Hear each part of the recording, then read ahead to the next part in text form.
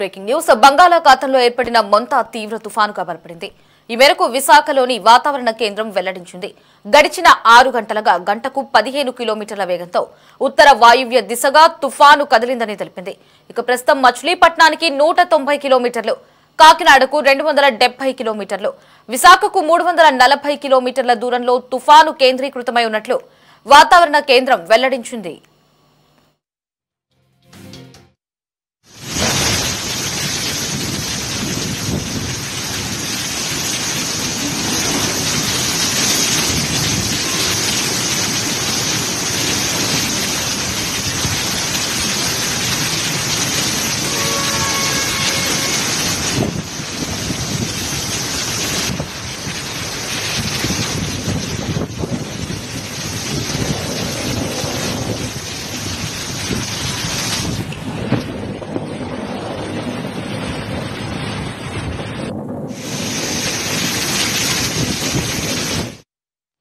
క్రమంగా ఉత్తర వాయువ్య దిశగా కదులుతోందని తెలిపింది. దీని ప్రభావంతో రాష్ట్రంలోని 17 జిల్లాలకు రెడ్ అలర్ట్ జారీ చేశారు.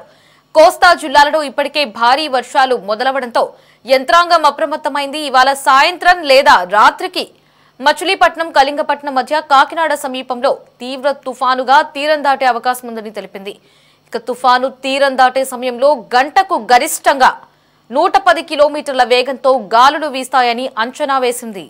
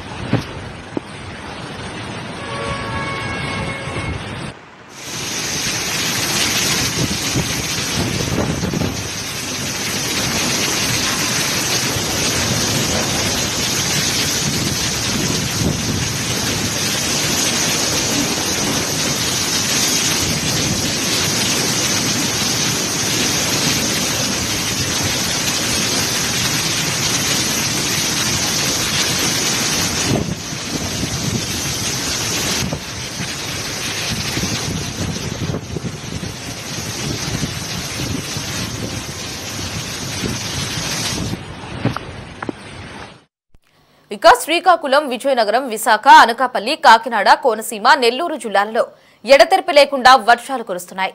రాష్ట్ర వ్యాప్తంగా 95 ప్రాంతాల్లో భారీ నుంచి అతి భారీ వర్షాలు నమోదయ్యాయి. ప్రజలు అప్రమత్తంగా ఉంటూ ఇళ్లల్లోనే సురక్షితంగా ఉండాలని విపత్తు నిర్వహణ శాఖ హెచ్చరించింది. ఇక విజయవాడలో 16 సెంటీమీటర్ల వర్షపాతం నమోదయ్యే అవకాశం ఉందని తెలిపింది.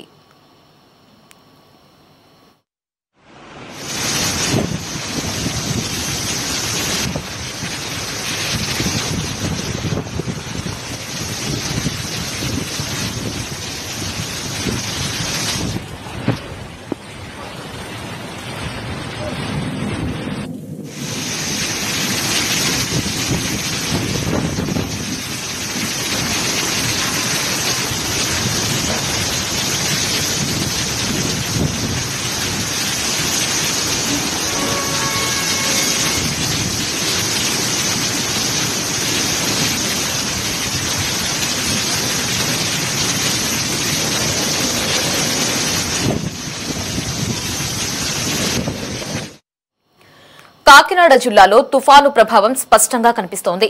ఉప్పాడ తీరంలో సముద్రపు అలలు ఉవ్వెత్తున ఎగిసిపడుతున్నాయి. దీని దాటికి ఉప్పాడ, కాకినాడ బీచ్ రోడ్ పూర్తిగా ధ్వంసమైంది. అలల తాకిడికి భారీ రాళ్లు రోడ్డుపైకి కొట్టుకొచ్చాయి. తీర ప్రాంత గ్రామాల్లోని ఇళ్లు కోతకు గురవడంతో స్థానికులను పునరావాస కేంద్రాలకు తరలించారు.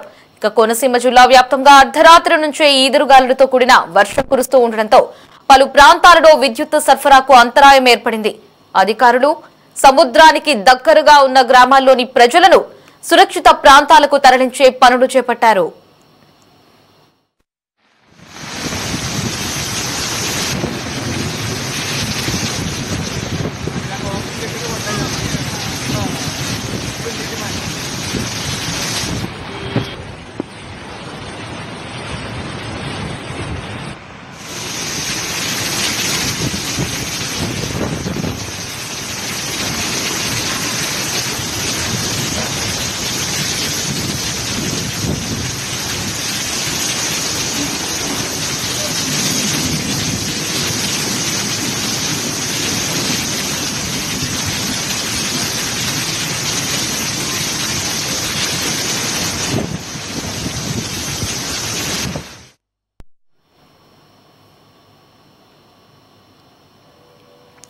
ఎస్ మొంతా తుఫాన్ పై ఉన్న లేటెస్ట్ అప్డేట్స్ ని మా కరెస్పాండెంట్ గాలిబ్ అడిగి తెలుసుకుందాం. గాలిబ్, అప్డేట్స్ ఏంటి? ప్రస్తుతం ఎక్కడెక్కడ హై అలర్ట్ ని ప్రకటించారు, రెడ్ అలర్ట్ ఎక్కడ ప్రకటించారు, అలాగే ఎల్లో అలర్ట్, ఆరెంజ్ అలర్ట్ కి ఉన్నటువంటి సమాచారం గురించి కూడా ముఖ్యంగా మన సిటీ 24/7 ప్రేక్షకుల కోసం మనం ఈ రోజంతా కూడా ముఖ్యంగా వర్షాలకి సంబంధించిన అప్డేట్స్ ని ఎక్కువగా ప్రసారించబోతున్నాము. సో ఉన్న తాజా అప్డేట్స్ ఏంటి? అలాగే కొంతమంది ఇప్పటికీ కూడా జాగ్రత్త పాటించట్లేదు, మాకు వర్షాలు పడట్లేదు కదా అని నెగ్లిజెన్సీగానే ఉన్నారు, వాళ్ళ కోసం ఏం చెప్తారు? ప్రస్తుతం మొందా తుఫాను నిన్న రాత్రి నుంచి కూడా తీవ్ర తుఫానుగా మారింది. ఏదైతే వాతావరణ శాఖ అధికారులు చెప్తున్నట్లుగా, అట్లాగే ప్రభుత్వం అలర్ట్ చేస్తున్నట్లుగా నిన్న రాత్రి నుంచి కూడా ఇది తీవ్ర తుఫాను మారిన నేపథ్యంలోని రాష్ట్ర వ్యాప్తంగా భారీ వర్షాలు కురుస్తున్నాయి. నిన్నతో పోలిస్తే ఈ రోజు వర్షాలతో పాటు ఈదురుగాలుల సంఖ్య కూడా భారీగా పెరిగింది అనుకోవచ్చు.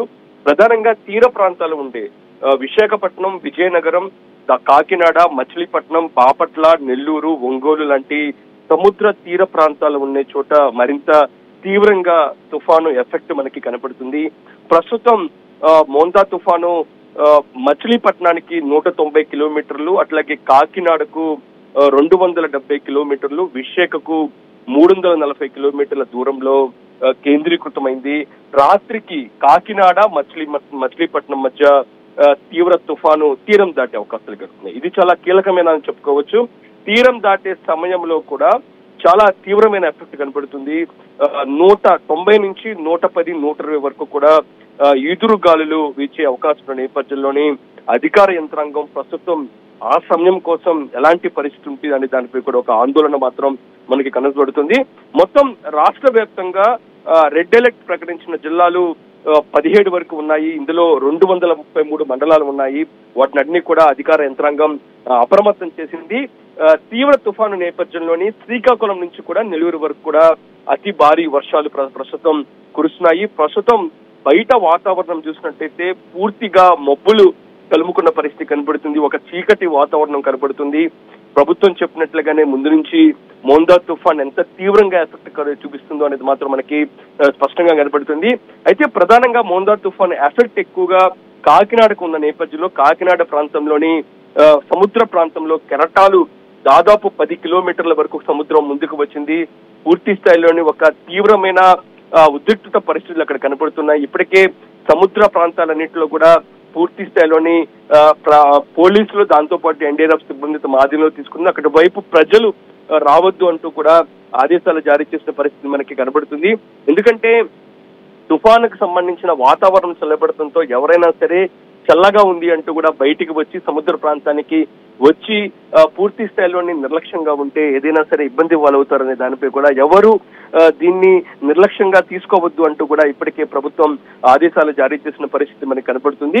ఇప్పటికే రాష్ట్ర వ్యాప్తంగా అన్ని ప్రాంతాల్లో కూడా హైలైట్ ప్రకటించారు. పోలీసులు, దాంతో పాటు అన్ని డిపార్ట్మెంట్ల సిబ్బంది సెలవులు రద్దు చేసి అందరూ కూడా ప్రస్తుతం వీటి నిధుల్లో ఉన్న పరిస్థితి కనపడుతుంది. మరోపక్క ఇప్పటికే రాష్ట్ర ప్రభుత్వం మొత్తం 21 జిల్లాలకు సంబంధించి కూడా స్పెషల్ ఆఫీసర్లు నియమించిన స్పెషల్ ఆఫీసర్లు ఇప్పటికే ఆ జిల్లాలకు చేరుకుని ఎప్పటికప్పుడు పరిస్థితిని సమీక్షిస్తూ ఉన్నారు. పునరావాస కేంద్రాలను ఏర్పాటు చేశారు.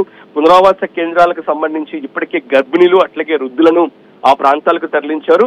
మరింతగా తుఫాను తీవ్రతం అయితే మిగతా ప్రజలను కూడా అక్కడ ప్రాంతానికి తరలించేందుకు కూడా ప్రయత్నం చేస్తున్నారు. ఇప్పటికే సీఎం చంద్రబాబు పునరావాస కేంద్రాల్లో ఉన్న వాళ్ళందరికీ కూడా, బాధితులందరికీ కూడా 3,000 రూపాయల చొప్పున డబ్బులు ఇవ్వాలంటూ కూడా ఆదేశాలు జారీ చేస్తుంది. ఇప్పటికే రాష్ట్ర ప్రభుత్వం అన్ని జిల్లాలకు తుఫాన్ నిధుల నేపథ్యంలోని ప్రతి ఒక్క జిల్లాకి 1.5 కోటి చొప్పున నిధులు కూడా రిలీజ్ చేసింది.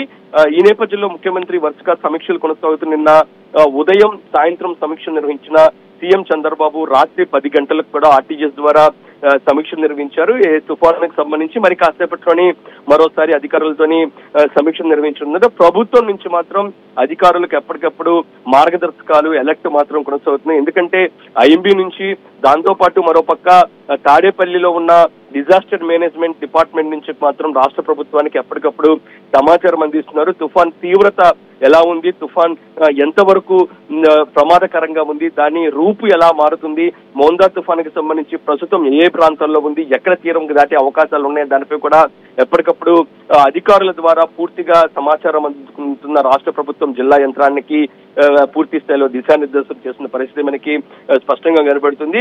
ఇంకా విజయవాడ చూసినట్టయితే విజయవాడలోని ప్రస్తుతం నిన్న ఒక్కరోజే 16 సెంటీమీటర్ల వర్షపాతం నమోదైంది. ఈ నేపథ్యంలోని దాని ప్రభావం ఈ రోజు మరింతగా పెరిగే అవకాశం ఉన్నట్లుగా ఇప్పటికే జిల్లా యంత్రాంగం ప్రకటించింది. ఈ నేపథ్యంలోని విజయవాడలతో పాటు ఇతర ఎన్టీఆర్ జిల్లాలోనే ఉన్న అన్ని వాణిజ్య దుకాణాలన్నీ కూడా క్లోజ్ చేశారు. ఎమర్జెన్సీ ఏదైతే మెడికల్ అట్లాగే హాస్పిటల్స్ వరకే ఓపెన్ చేశారు. స్కూల్స్ కూడా సెలవు ఇచ్చారు. మరోపక్క రాష్ట్ర వ్యాప్తంగా భారీ ఎత్తున హోర్డింగ్స్, దాంతో పాటు ఇతర పాత భవనాలకు సంబంధించి కూడా ప్రజలను అక్కడి నుంచి తరలించడం, హోర్డింగ్స్ ను కూడా ఇప్పటికే తొలగించారు. ఎందుకంటే భారీ మొత్తంలో ఈదురుగాలులు వస్తున్న నేపథ్యంలో హోర్డింగ్స్ ఏమైనా జారీ ఎక్కడైనా పడినా సరే ప్రాణాపాయం, దాంతో పాటు ఇబ్బందికర పరిస్థితులు వస్తాయని దానిపై కూడా ప్రభుత్వం భావిస్తుంది. ఈ నేపథ్యంలో ఆ ప్రాంతాలకు సంబంధించి కూడా హోర్డింగ్స్, దాంతో పాటు ఇతర కూడా తొలగించే పరిస్థితి కనబడుతుంది. మరోపక్క విద్యుత్ శాఖ ఇప్పటికే అప్రమత్తమైంది. ఎందుకంటే భారీ మొత్తంలో ఈదురుగాలు వీస్తున్న నేపథ్యంలో ప్రధానంగా కాకినాడ, తూర్పు గోదావరి జిల్లాలో కూడా విద్యుత్ స్తంభాలను సిద్ధం చేశారు. ఖచ్చితంగా విద్యుత్ తీగలు, దాంతో పాటు విద్యుత్ స్తంభాలు నేల కొరిగే అవకాశాలు కనబడుతున్నాయి. టెలికాం వ్యవస్థ కూడా పూర్తిగా అస్తవ్యస్తంగా అయ్యే అవకాశం ఉన్నట్లుగా ప్రభుత్వం అంచనా వేసింది. ఈ నేపథ్యంలోని టెలికాం తో పాటు విద్యుత్ శాఖకు సంబంధించిన సిబ్బంది కూడా పూర్తి స్థాయిలో అందుబాటులో ఉన్నారు. కొత్త విద్యుత్ స్తంభాలను కూడా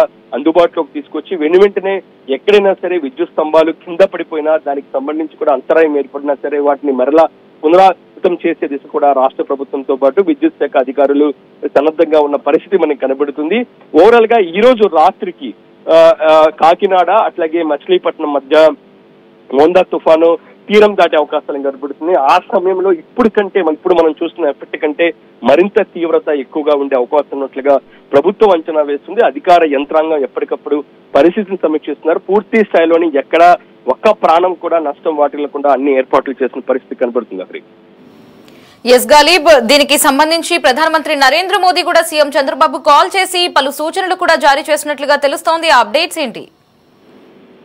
నిన్న ప్రధాని కూడా సీఎం చంద్రబాబుకు కాల్ చేశారు. ఫోన్ ద్వారా మాట్లాడటం జరిగింది. మోందా తుఫానుకు సంబంధించి రాష్ట్రంలో తీసుకుంటున్న చర్యలు, పరిస్థితి ఎంతవరకు ఎఫెక్ట్ చేస్తుంది, ప్రధానంగా కోస్తా ప్రాంతం మొత్తం కూడా ఏ విధంగా తుఫానుకు సంబంధించి ఎఫెక్ట్ ఉండబోతుంది అనే దానిపై కూడా ప్రధాని సీఎం చంద్రబాబును అడిగి తెలుసుకోవడం జరిగింది.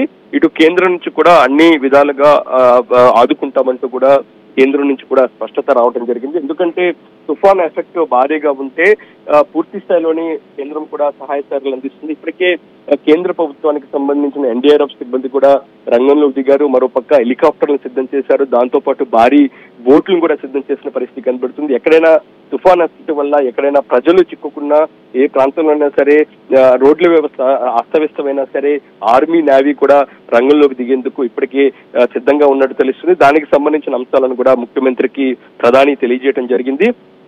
పూర్తి స్థాయిలోనే ఇప్పుడు కేంద్ర ప్రభుత్వం సహకారం, మరోపక్క రాష్ట్రానికి సంబంధించిన సిబ్బంది సహకారంతో ఇప్పుడు తుఫాన్ను పూర్తి స్థాయిలో ఎదుర్కొనేందుకు రాష్ట్ర ప్రభుత్వం సిద్ధముంది. దానికి సంబంధించి కూడా అన్ని ఏర్పాట్లు చేయడం జరిగింది. మరి కాసేపట్లో ముఖ్యమంత్రి మరోసారి ఆర్టీజీఎస్, సచివాలయం ఆర్టీజీఎస్ నుంచి కూడా సమీక్ష నిర్వహించబోతున్నారు. ఈ సమీక్షలోని మంత్రులు అట్లాగే అధికారులు కూడా పాల్గొబోతున్నారు. నేరుగా జిల్లా యంత్రాంగంతో టెలికాన్ఫరెన్స్ లేకపోతే వీడియో కాన్ఫరెన్స్ ద్వారా మాట్లాడబోతున్నారు. మరోపక్క అన్ని జిల్లాలకు సంబంధించిన వర్షాల పరిస్థితులు ఎక్కువగా ఉండటం, ఈదురుగాలులు, దాంతో పాటు భారీ వర్షాలు కురుస్తున్న నేపథ్యంలో అన్ని ప్రాంతాలకు సంబంధించి మాత్రం పూర్తి స్థాయిలోని ఫుటేజ్ ఏదైతే ఉందో, వీడియో ఫుటేజ్, దానికి సంబంధించిన సీసీ కెమెరాలు ఆర్టీజీఎస్ నుంచి కూడా మానిటరింగ్ చేసేందుకు సిద్ధంగా ఉన్నాయి. వాటిని కూడా సీఎం చంద్రబాబు నేరుగా చూడబోతున్నారు. ప్రజలు మాత్రం అప్రమత్తంగా ఉండాలి. ప్రజలు నిర్లక్ష్యంగా ఉండొద్దు. ఏదైతే మరోపక్క సోషల్ మీడియాలో వస్తున్న వదంతులు కూడా నమ్మొచ్చు. ప్రభుత్వం ఆదేశాలు ఇస్తున్న ప్రతి అంశాన్ని క్షుణ్ణంగా పరిశీలించాలి. మరోపక్క ఇతర జిల్లాలకు సంబంధించి ఏదైతే తుఫాన్ ఎఫెక్ట్ ఉన్న జిల్లాలకు సంబంధించిన ప్రజలకు ఏదైతే డిజాస్టర్ మేనేజ్మెంట్ నుంచి పూర్తి స్థాయిలో ఒక మెసేజ్లు కూడా పంపుతున్నారు. ఆ ప్రాంతానికి సంబంధించిన పరిస్థితుల్లో తీసుకుంటున్న చర్యలకు సంబంధించి ప్రజలకు వివరిస్తున్నారు. ఇప్పటికే టోల్ ఫ్రీ నంబర్లను కూడా సిద్ధం చేసిన పరిస్థితి మనకు కనబడుతుంది. వాతావరణం చల్లగా ఉంది, కాసేపు బయటికి వెళ్దామంటూ కూడా ప్రజలు నిర్లక్ష్యంగా బయటికి రావద్దు, ఖచ్చితంగా దీనికి ఎఫెక్ట్ చాలా తీవ్రంగా ఉండే అవకాశాలు వస్తున్నాయి, ఖచ్చితంగా ఎమర్జెన్సీ పరిస్థితి తప్పితే ప్రజలు రావద్దంటూ కూడా ఆదేశాలు జారీ చేయడం, వాణిజ్య సముదాయాలన్నీ కూడా క్లోజ్ చేయడం, స్కూళ్లు కూడా క్లోజ్ చేసిన నేపథ్యంలో ప్రస్తుతం రోడ్లన్నీ కూడా కొంత నిర్లక్ష్యంగా మారిన పరిస్థితి మనకు కనబడుతుంది. ఈ నేపథ్యంలోనే తుఫాన్ ఎఫెక్ట్ ప్రస్తుతం పెరిగిందని చెప్పుకోవడం, ఇప్పటికే వర్షాలు కొంచెం ఎక్కువగా కొనసాగుతున్న నేపథ్యంలో రాత్రి మరింతగా దీని తీవ్రత పెరిగే అవకాశాలు ఉన్నాయి. ఈ తుఫాను ప్రభావం తెలంగాణపై కూడా చూపించే అవకాశం ఉందా?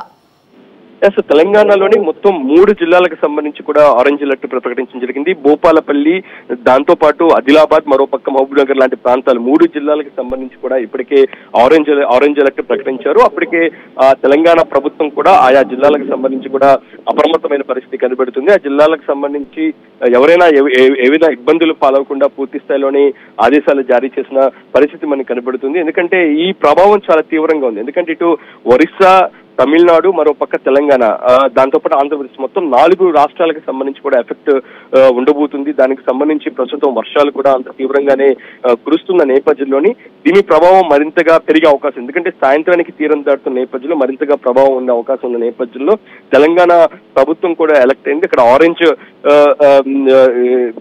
సంబంధించి కూడా జిల్లాలకు పూర్తి స్థాయిలోని వర్షాభావ పరిస్థితుల నేపథ్యంలో అక్కడ కూడా పూర్తి స్థాయిలోని అన్ని చర్యలు తీసుకోవడం జరిగింది. గలీబ్, ఈ సాయంత్రానికి ఇటు కృష్ణా, మచిలీపట్నం వైపు కూడా ఈ వర్షం సూచనలు హై అలర్ట్ అయితే ప్రకటించారు. మరి ఇటువంటి టైంలో విజయవాడ కొండ ప్రాంతాల్లో నివసించే ప్రజలకు అధికారులు ఏం సూచనలు చేస్తున్నారు? ఇప్పటికే కొండ ప్రాంతాలకు సంబంధించి ప్రధానంగా కొండ ప్రాంతాలు ఎక్కువగా మంగళగిరి, విజయనగరం, విజయవాడ, దాంతో పాటు కొన్ని ప్రాంతాల వరకే కొండ ప్రాంతాలు ఉన్నాయి. విశాఖపట్నం లాంటి ప్రాంతాల్లో కూడా కొండ ప్రాంతాలు ఉన్నాయి. ఆ ప్రాంతాలకు సంబంధించిన అధికారులతో నేరుగా సీఎం చంద్రబాబు నిన్న ఆర్టీజీఎస్ ద్వారా మాట్లాడడం జరిగింది. అక్కడ ప్రాంతాలకు సంబంధించిన ప్రజల ఇబ్బందులు ఆయన నేరుగా అధికారులతో మాట్లాడారు. ఖచ్చితంగా కొండ ప్రాంతాలకు సంబంధించిన ప్రజలను వెనువెంటనే తమ నివాస స్థలాల నుంచి ఖాళీ చేయించి పునరావాస కేంద్రాలకు తరలించాలంటూ కూడా ఇప్పటికే రాష్ట్ర ప్రభుత్వం ఆదేశాలు జారీ చేసిన నేపథ్యంలో ఆ ప్రాంతాలకు సంబంధించిన ప్రజలను ఇప్పటికే పునరావాస కేంద్రాలకు అధికారులు తరలించడం జరిగింది. ఎందుకంటే భారీ వర్షాలు కురుస్తాం, దాంతో పాటు ఈదురుగాలుల నేపథ్యంలోని కొండ ప్రాంతాలకు సంబంధించి కొండ చర్యలు ఇరుగుపడే అవకాశాలు కనబడుతున్నాయి. దాంతో పాటు ప్రాణ నష్టం, ఎందుకంటే గతంలో మనం చూసాము కొన్ని ప్రాంతాలకు సంబంధించి కూడా ఇలాంటి పరిస్థితులు విజయవాడ లాంటి ప్రాంతాల్లో కూడా చోటు చేసుకునే పరిస్థితి కనబడుతుంది. ఆస్తి నష్టం, దాంతో పాటు ప్రాణ నష్టం కూడా మనం చవి చూసిన పరిస్థితి ఉంది. ఈ నేపథ్యంలో అలాంటి వాటిని ప్రస్తుతం పునరావృతం కాకుండా రాష్ట్ర ప్రభుత్వం చర్యలు తీసుకోవడం జరిగింది. ఎందుకంటే ఇది మోంతా తుఫానుకు సంబంధించి ఈ రోజు నిన్నోలు కాకుండా గత వారం రోజుల నుంచి కూడా రాష్ట్ర ప్రభుత్వం ప్రిపరేషన్ ప్రోగ్రామ్స్ నిర్వహించింది. పూర్తి స్థాయిలోనే ముందస్తు చర్యలు తీసుకోవడం జరిగింది. వెనువెంటనే జిల్లా యంత్రాంగాన్ని సన్నద్ధం చేయడం, దాంతో పాటు దానికి ప్రత్యేక అధికారులను ఏర్పాటు చేయడం, దాంతో పాటు తీర ప్రాంతాల ప్రజలను అలర్ట్ చేయడం, ఆ ప్రాంతాలకు సంబంధించిన ప్రజలను ఇతర ప్రాంతాలకు తరలించడం లాంటి అన్ని కార్యక్రమాలు చేపట్టిన నేపథ్యంలోని ఖచ్చితంగా ఇప్పుడు రాష్ట్ర ప్రభుత్వం తీసుకుంటున్న చర్యల వల్ల ఎంత ఎఫెక్ట్ గా ఉన్నా సరే మోంతా తుఫానుకు సంబంధించి కూడా కొంతవరకు కూడా మనము పూర్తి వాటిని నివారించే భాగంలోని సక్సెస్ అయ్యే అవకాశాలు ఎక్కువగా కనబడుతున్నాయి.